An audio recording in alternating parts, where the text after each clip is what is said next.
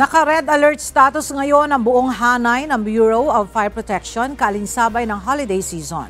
Ayon sa advisory ng BFP, iiral ang red alert mula December 23 hanggang January 5 sa susunod na taon.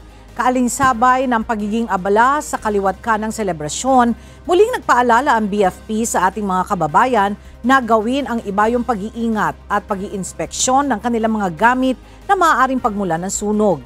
Sakaling sumiklab ang sunog, maaaring tumawag sa 24/7 National Emergency Hotline na 911 o sa BFP National Headquarters sa mga numerong 8426-02312 at 8426-0195.